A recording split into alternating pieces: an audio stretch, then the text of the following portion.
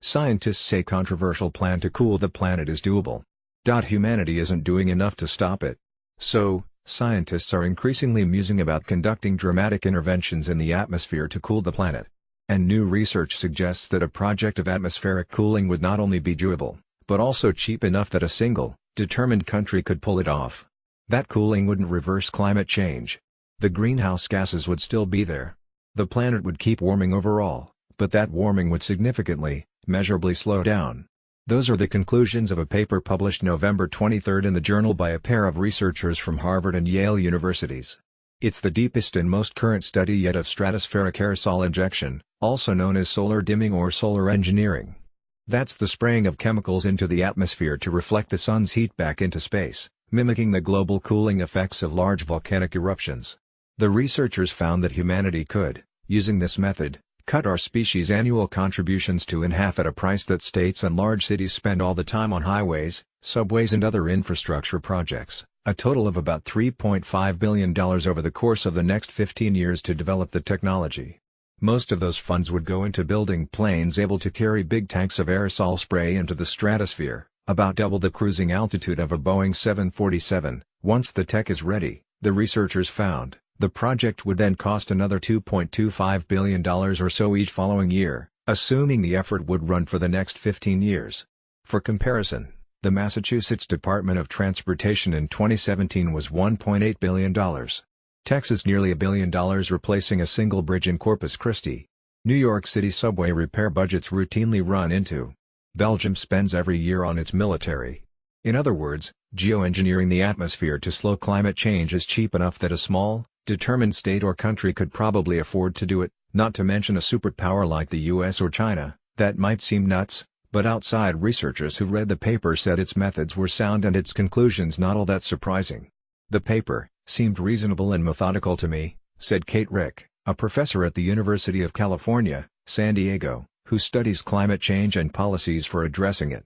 I think it's definitely a helpful contribution, in that it confirms this idea that stratospheric engineering would be much cheaper than emissions reductions for the same global temperature effect. Ken Caldera, a senior scientist at the Carnegie Institution for Science, agreed. One could expect any governmental operations to have cost overruns, but overall, I've got no reason to question these findings. They seem reasonable to me, he told Live Science. The science here is in a certain respect straightforward. Dump sulfur dioxide, SO2, into the atmosphere, and it will reflect light back into space. SO2 is cheap, and there's lots of it available. Most of the costs of the project would come from lofting the SO2 high enough that it would stick around. Wake Smith, a co-author of the paper and lecturer at Yale, said, if you deploy material at 35,000 feet, 10,700 meters, say, where your 737 flies, it rains back down in a few days, because it's just being acted on by gravity, he told Live Science. If you get it up into the stratosphere, on the other hand, then it stays aloft for a year or 18 months. This, incidentally, is one of the reasons that chemtrail conspiracy theories, which mistakenly link chemtrails to a secret government plan to modify the weather, are so implausible, he added. Anything sprayed at the heights at which jetliners fly would disappear within half a week. Still, getting the SO2 high enough isn't an insurmountable challenge, this paper shows, and the approach really could cool down the planet. But cooling down the planet isn't the same thing as, the researchers explained. Carbon emissions do a lot more than just form a chemical greenhouse around the planet. They also make the oceans more acidic and alter the global movement of air and water. Already, these emissions have baked heat into the system that wouldn't just go away if humanity slapped a layer of SO2 into the stratosphere. It may be that we can reduce global surface temperatures overall, relative to where they would be in an unengineered world, Smith said, but that doesn't mean that the climate in every place will go back to the way it was. Some places will be warmer. Some will be cooler. Some will be drier. And some will be wetter, and even a perfectly engineered climate future, which is impossible, will change things all over the world, and that won't be good for people either. Plus, he said, there are that an SO2 bandage wouldn't fix. If all the ice in Greenland melted and slid into the sea, Smith said, referring to a scenario that would drastically raise sea levels, flooding coastlines all over the world, and then we refreeze the planet, or cool the planet by engineering, the ice won't climb back up from the sea onto the land. The ice on Greenland is the result of millions of years of snowfall. So, even though he thinks this sort of geoengineering is worth studying, He said it's important that people understand that it isn't a solution. I do worry that some fossil fuel company will say exactly that, and the geoengineering community is going to have to figure out how to guard against that infiltration or any association in the public's mind, he said. The idea of pumping aerosols into the upper atmosphere to mitigate climate change taken seriously enough as a possible mitigation approach, though the IPCC stopped short of endorsing this sort of spraying. Right now, it looks cheaper than alternative geoengineering technologies, Rick said, like proposals to suck carbon dioxide out of the atmosphere. The IPCC, or Intergovernmental Panel on Climate Change, is an international organization established by the United Nations to assess the science, risks and impacts of climate change, but that doesn't mean that such approaches will, or should, happen, the researchers all agreed. I don't think it's a good idea at this point, Rick said. I don't think we know enough about how to do it. And we don't have anything close to a system for reaching agreement about the amount we should do or how we should make that decision about the specifics of where we would put more aerosols, etc. I don't think we're anywhere close. But all of that could change, she said. There's a lot of scary climate change impacts, that are staring us in the face, she said.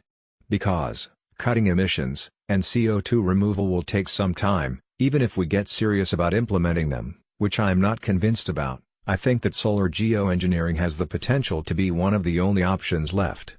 That's worrying for a number of reasons, Smith said, one of which is that there would almost certainly be side effects that the sprayers could anticipate.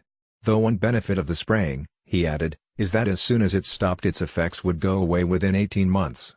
Caldera agreed that the use of such engineering looks more and more likely, but said he doubted it would happen, due to the political dynamics involved.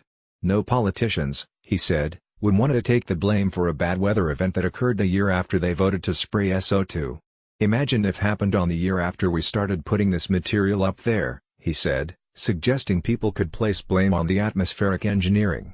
Still, he said, a small country badly hit by climate change might decide to do this without global approval. However, the paper noted that such an effort would be impossible to keep secret, and other, larger nations might decide to stop the project. Doing this work properly would require flying all over the world's middle latitudes, and this would have to go on indefinitely. Masking the warming effect of greenhouse gases doesn't make them go away, and they can last for 1,000 years in the atmosphere, unlike sulfates. So, the solar engineering would have to continue, to counteract those effects. I'm not going to say whether, I think we'll get to the point of atmospheric spraying, Smith said, not because it's too much of a hot potato, but because I really don't know. Other techniques for geoengineering might become cheaper, or nations might just never get around to this sort of climate mitigation, he said. For now, Rick said, the big open questions involve stratospheric chemistry, how sulfur would interact with other chemicals in the atmosphere, and the local effects of this sort of program. How would a big new batch of SO2 in the atmosphere affect the ozone layer, for example? How would individual regions, agriculture or local water systems react to the sudden change in sunlight? How would the public react?